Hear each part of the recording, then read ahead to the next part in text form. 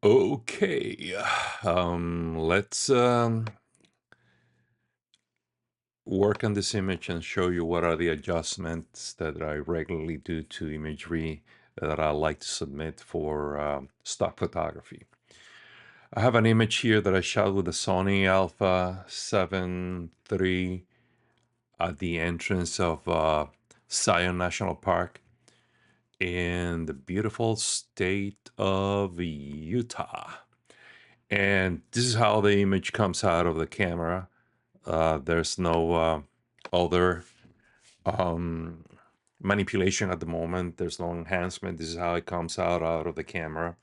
And here I'm going to work on several aspects. The first one is get rid of this detail right here on the left. And let's start by doing that first because it annoys me. It takes away from the image. There's nothing else in the image. If you look at it, everything else looks beautiful on this image. The sign is perfect. The road's perfect.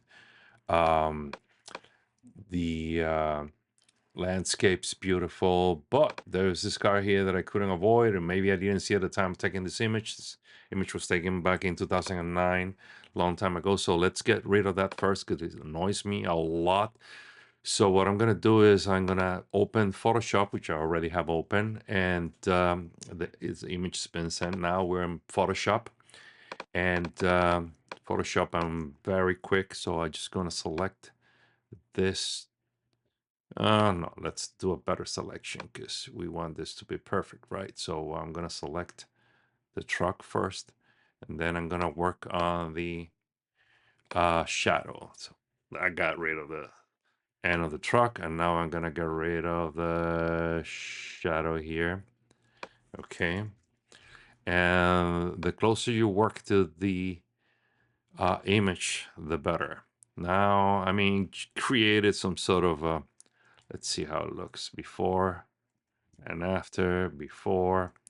You know what? Let's do a better selection. I'm going to select the lasso tool for that purpose. And I'm going to go very close to the shadow right here. And then I'm going to jump to the, God, I'm going to jump to the healing tool. And let's see, maybe if I go in the same direction, the pattern is going to be better. Yeah, I think that does it. Yeah, maybe here, but who's gonna give a rat's ass about that, right?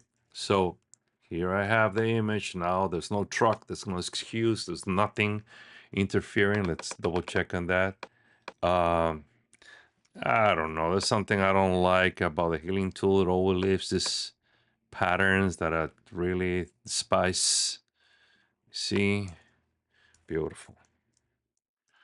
Regardless, the only people looking there are going to be us that are the ones that were present when this was done. So I'm going to save it. I'm going to close it now. Okay, it's working on it. We're in Photoshop. Pay attention to this area here. It says Photoshop 2025. Let me show you the version I'm working on. So in case you are wondering, oh, what version of Photoshop is he using? I'm going to show you right here about Photoshop. I'm working with the 26.60 release, which is the latest version because I have the subscription to Photoshop. And we're going to jump back now to Lightroom. Okay. And we're going to look for that image. Here's the original one. Look to your left right here. You see the truck. And this is the one without the truck. Okay. With the truck, without the truck is gone here. Maybe there's like a repetitive pattern here, but who gives a rat's ass, like I said. Okay, very good. Now, I have this tendency when I'm taking pictures, I shot this with a Sony. Oh man, let's go back. There is a natural tendency, I don't know what is it about. Sometimes I try to like pay attention to it, but for as long as I've been a photographer, I always tend to tilt the camera in a certain way, which causes the horizon to be unaligned. I have tried so many times to pay attention to the details. Sometimes I nail it, sometimes I don't.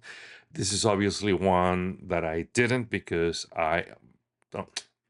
my brain just works that way. So I'm gonna click on R right here, and I'm gonna guide myself by the sign. I don't know if you can look at it. Hold on, let me see. Let me get closer. I want the sign to be completely straight. Okay. And so I type R, and if you see the horizon here, or the top of the sign, and the vertical lines of it are aligned with the horizon, right? And that way, I mean, it annoys me when I see an image that is tilted. Now, let me go back one step and see what's going on. Okay, this is the original image, how it is. I'm gonna do it again so you can see what is it that I'm doing. You see, there is like a little angle right there. So I just like to keep it straight, so it doesn't bug the people that is looking at it saying like, oh man, that image is not aligned. I mean, it does bug me a lot because I see imagery maybe differently than most people do. So anyway, I got the image already clean, is horizontally perfect, or the way I like it. Now, the second thing I'm going to do is start working on the quality of the colors and the shades and whatnot. So for that, the first thing I'm going to do is pay attention to this corner right here to top right. I'm going to adjust the levels using the histogram. Okay. Now, there are two things you have to watch, and that's your highlights and your shadows. The highlights, when you click on this triangle here to the left, are going to show up in blue, and you want to adjust these levels until those blues are gone. Okay? Now, sometimes it's very hard to do, sometimes it's easy to do. All you have to do is like start sliding this until that blue warning disappears, because that's when an image is perfectly um don't worry about the media results that you're seeing on the screen. When you see those blue warnings gone, it means that you have done a great job at eliminating all uh the information that shouldn't be there. So um as you tweak this, you might see that some red is coming up here. That is a warning for the highlights, but we're gonna tackle those later on. Let's first focus on the blue warning for the blacks or in the shades. So uh, I live in an apartment here in Boston, and people sometimes get on this matching, you know, horn matches, and you can see that coming through my microphone, so bear with me here. All right, now um the blacks, I'm trying to get rid of. You see, when you have too much black on the image, you get rid of it by tweaking the blacks until they are gone. Okay, it seems that it's turning to be a challenge because I mean there's still some black in there right here on the right. See this warning? It's not coming out. There's nothing you can do about it. All right. So now let's work on the highlights. Okay. The highlights right there are disappearing, and that's also something that you can tackle by playing with the whites and highlight controls. Okay, so there's no more warnings. Okay, I mean there's a little bit of black here that shouldn't be there, but it's a very contrasty image. So when you photograph an image with a digital camera, and it has a lot of values, from the brightest point, which is the snow right here, to the darkest point, which is right here on the shades. You're gonna have probably areas where you will find no detail. Okay, so you try your best, and this is what we did. Now, um, one thing you want to make sure you don't have is when you do the histogram, you want to have the whole histogram filled up. You don't want to have something, let me show you, like this, because that would be an image that has no information, or not the best information. So you want to, expand that until right before you start getting warnings. Okay. Now let's shut these warnings down so we can start working on the image. Okay. So far we have done the removal of the object here, the leveling of the image, and suppressed all the over information we may have on the highlights and on the shadows, right? So now let's start simplifying this image and working in different areas. You see, a good chunk of the image is the sky. So we want now to go here and create a mask for the sky. Now, this is a cool feature that Adobe Lightroom has, not Photoshop, Adobe Lightroom. Okay, we're working on Adobe Lightroom. And by the way, let me show you the version is the 14.3 release, Camera Raw 17.3. And that's what I'm using for this um, tutorial, if you want to call it that way. And this is being worked on a Mac. Okay, so let's create a mask for the sky. Okay, and Adobe has implemented now a AI feature that allows to automatically do this selection for you. It's pretty amazing, pretty cool. Before you had to go and paint it yourself. Now it does it automatically. So now you see this mask, the red layer that took over the sky. That's where all changes are going to be happening. And this is the tools that we have for that. I like to leave the exposure the way it is because it's well exposed. We don't need to do anything about it. Let's work a little bit on the contrast, highlights. Let's just see what kind of effect it has on the image. The shadows, I don't see why we're gonna like play with the shadows on the sky. The blacks, it makes it a little darker. And the temperature, this is where the magic happens, man, on the temperature of the exposure. And now there's a cool feature that Photoshop has. I'm going to select this blue. And here is where I start playing on the way I like to see this image. Okay, there's no right or wrong. It's all about how much blue you like your sky to be. Now, notice here, I don't know if you just notice what happened here, right under the the sign. You start seeing like some, I don't know, some like um coloring that also here on the right hand side. Let me see, that wasn't there before.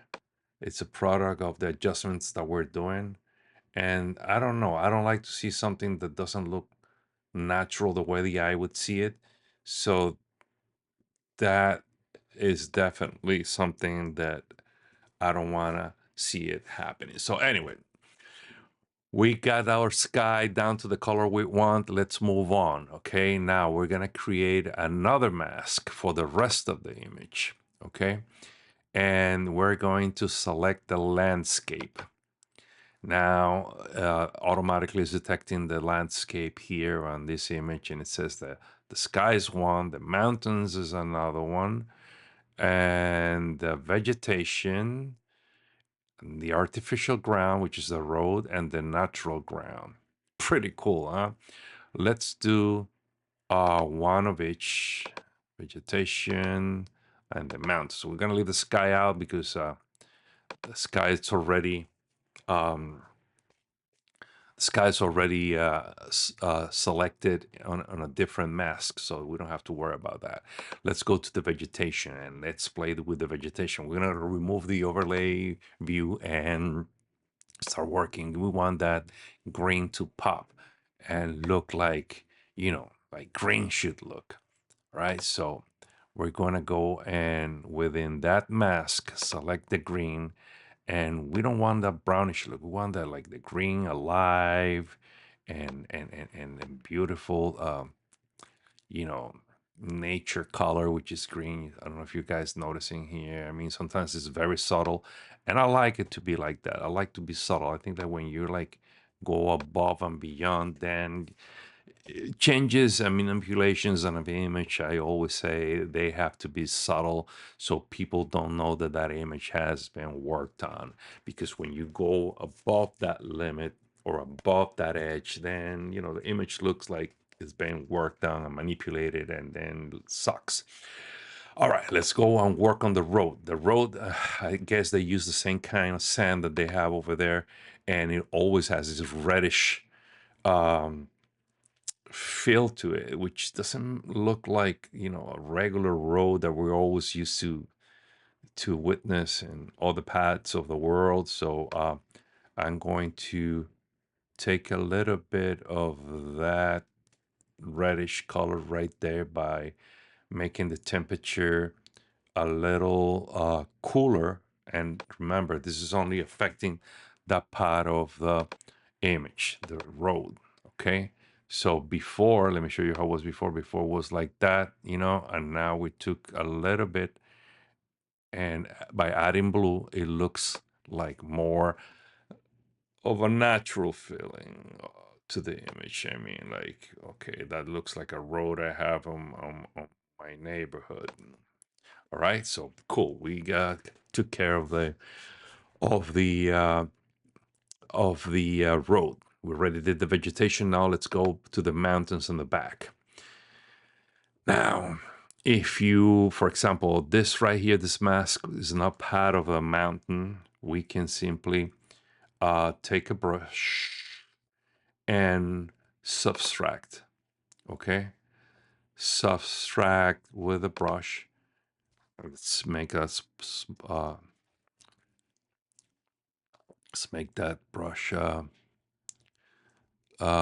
smaller, and paint over this area so it doesn't change this part of the image while we're doing the mountains in the back.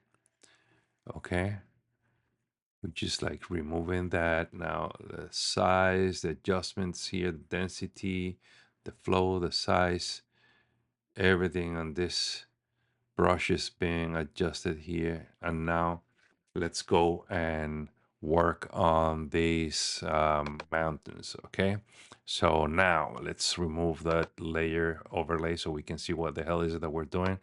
um, I don't like to mess with the exposure that much, because when you have an image that's been properly exposed, you don't need to be messing with that. The shadows, the shadows are just fine. The whites, it's making a little darker.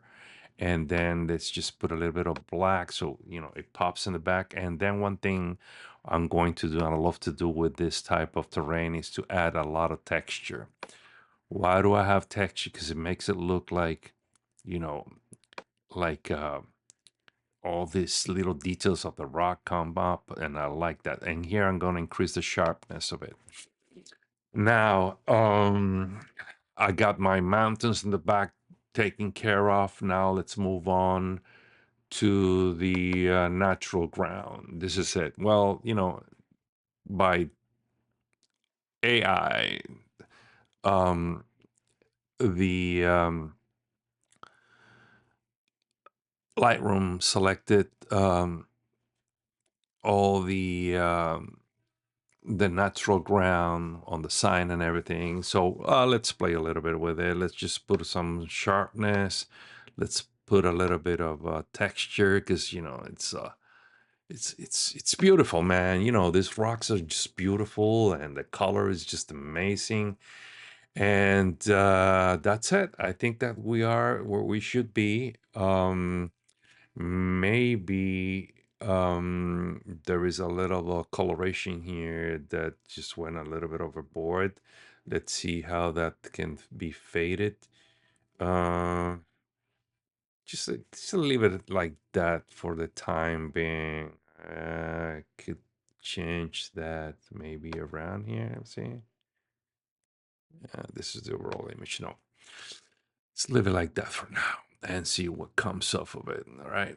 Now, let me see. Yeah, that's beautiful right there now. So let's get closer to the image. And let's compare it to the original image, how it looked when we first opened it. This is it. This is how it looked when it came up, and now how it looks with the last change we did to it. Okay. We'll do a before and after. Let me see. Um,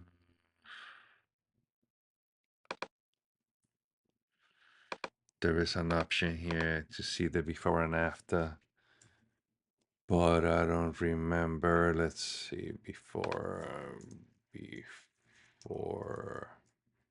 after. Yeah, right here. Before and after. Before and after. So this is how it looks. The sky, look at the sky. Now let's do the other way around. Before and after. Top left. That's the type of improvement we have done before and after. Split screen. Okay, that's the difference between how the image looked before and how did it end up being after. Hold on, let me see. Before and after split screen. Left, right, we want split screen.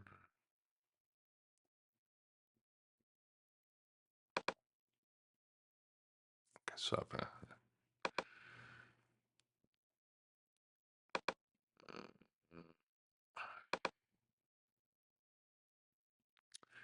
The hell?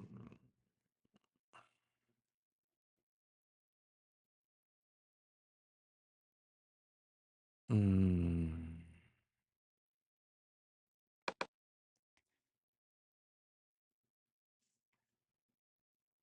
Anyway, you get my drift, man. You know what I'm doing. All right, so let's go now and back to the develop mode. Oh, how do we get rid of this, man? Let me see. Before, before, after. It's on view. Oh, okay, view. Split screen. Oh, Shift Y. Nice. Okay, so with Shift Y, you can see the before and after. Okay, good. Let's get rid of it. Let's go. I want to see now the original image, before and after. Oh. See this right here? I don't like it. It's very pronounced here and very little pronounced there. Although here you see the pattern. Let's see if we can get rid of that. So how do we do that? We go back here to the masks that we had, and let's try to work on that. Okay. Add new mask. No, we want to see the existing masks. Where are they? Okay. There you go. Interesting. It's working. I want to work on the. You know what, man? Let me get rid of this shit. I mean.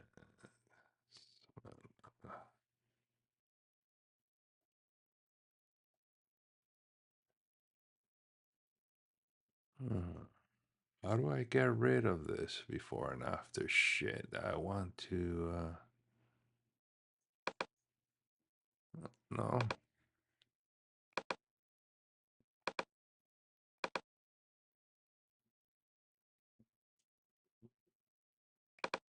All right, go. Oh man, why is it showing me the before? I want the after view. Oh man, show the shit view.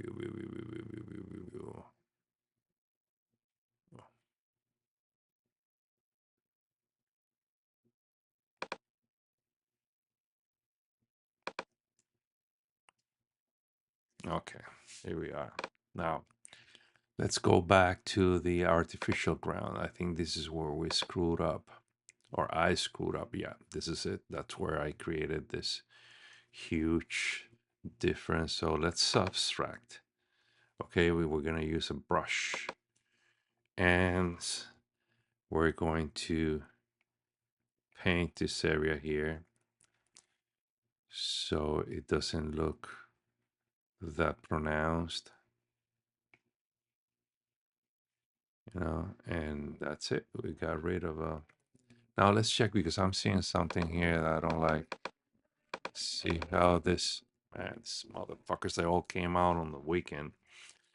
We're gonna take care of this white spots here, man. This is just too bright for my taste. Let's see. Let's get rid of that on the highlights.